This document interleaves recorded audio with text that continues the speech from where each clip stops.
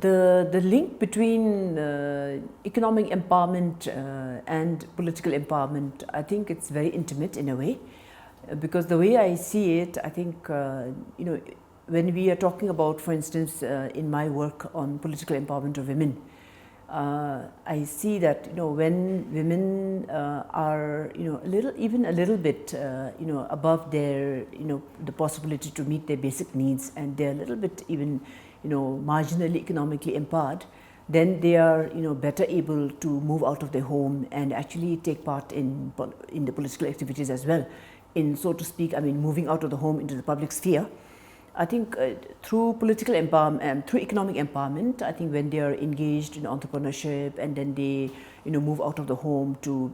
be active in the marketplace, so to speak, I think that gives them the first exposure to the public sphere.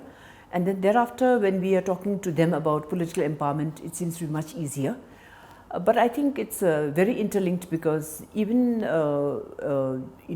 for, let's say, working on advancing economic empowerment of women,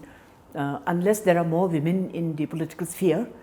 it's very difficult to focus on especially women's policies and strategies or any interventions that are more gender sensitive. So I personally believe, especially with my work on political empowerment, that even to facilitate economic empowerment to women in general at the grassroots level, I think it's very important to have even, in fact, even if women are not really let's say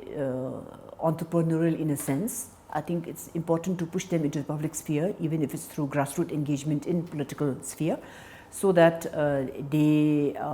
will, once there are more women, let's say, in the local governments and in the decision-making sphere, then I think they will be able to make policies, and they'll be able to at least engage in discussions to come up with interventions that are more supportive for women's entrepreneurship and women's economic empowerment.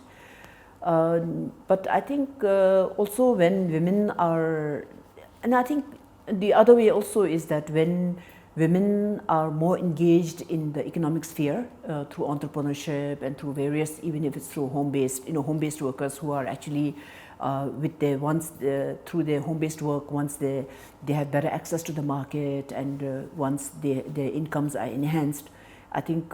they are more ready to move into the political sphere as well. So I see that the two are very, very intimately interlinked, and one needs the other. Because I think for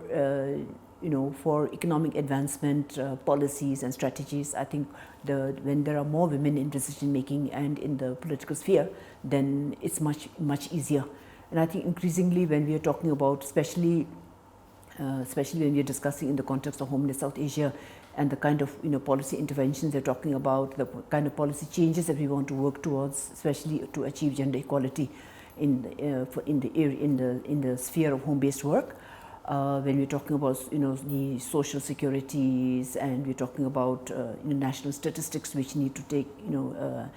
which need to integrate the work of home-based work, etc. I think for those kind of interventions, I think it's at a higher level and the policy level, and I think to move those agenda forward, I think you need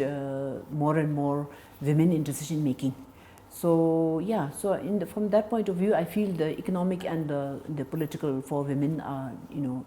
very important. It goes side by side. One actually facilitates and advances the other sphere, so to speak.